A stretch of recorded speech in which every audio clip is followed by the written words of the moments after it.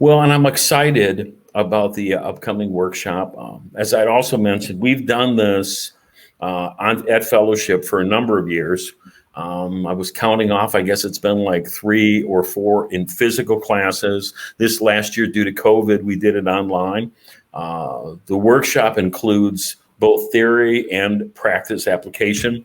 And I really like to interact with mediums and to find out where they're at on the road, give them tools and tips and things that are going to make them stronger.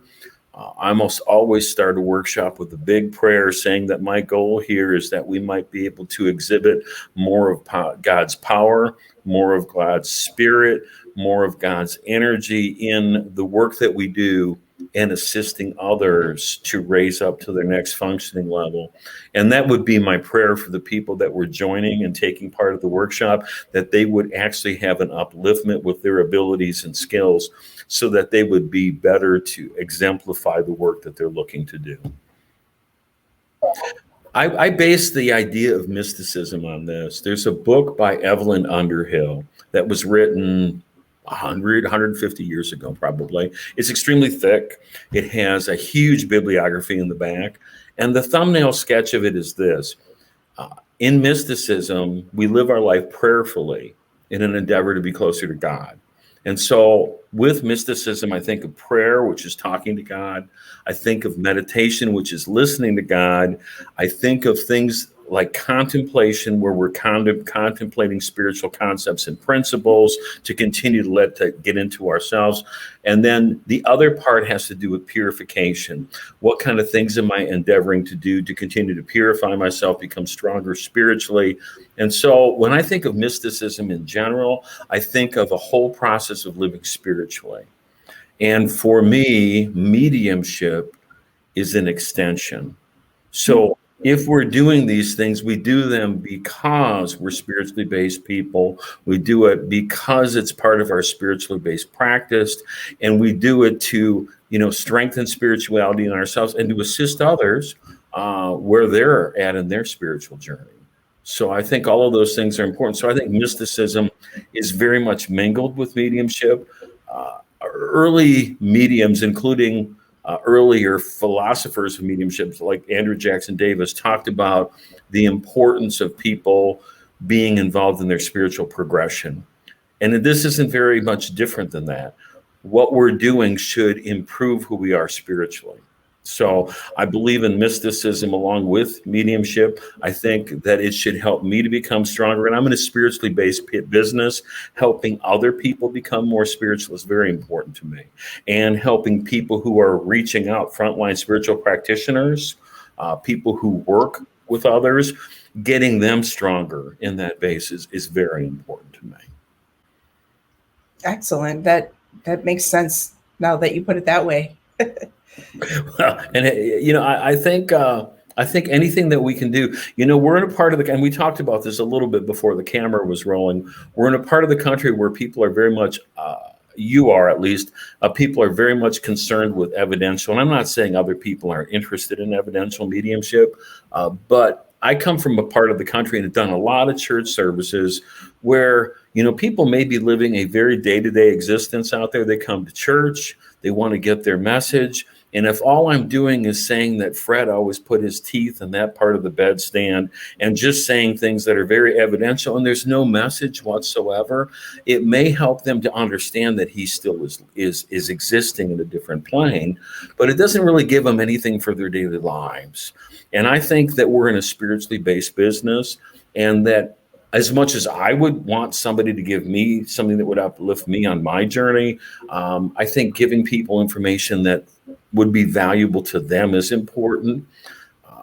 I talk about something in the workshop about presence. Really good healing work brings in the presence of spirit into the room pretty strongly. And really good mediumship, in my mind's eye, also brings in that spiritual presence.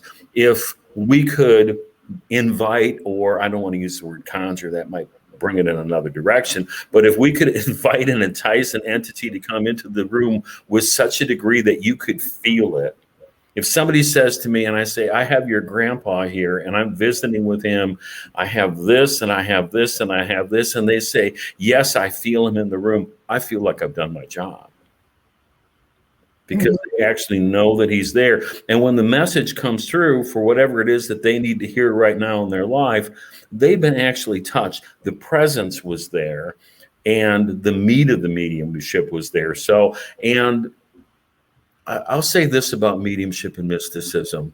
I have worked as a minister for 25 years. Done a lot of church services, a lot of traveling. I've always been an itinerant preacher, moving from place to place, congregation to congregation. And for me, that whole business of being allowed to stand in the divine river of grace and to be able to be involved in a practice that helps my spirituality, my own mysticism, has been truly a blessing.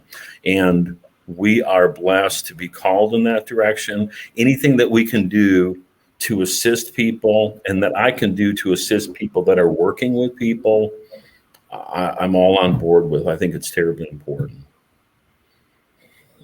But for me, it is about the mysticism, because I think we live a prayerful life, or at least hopefully so.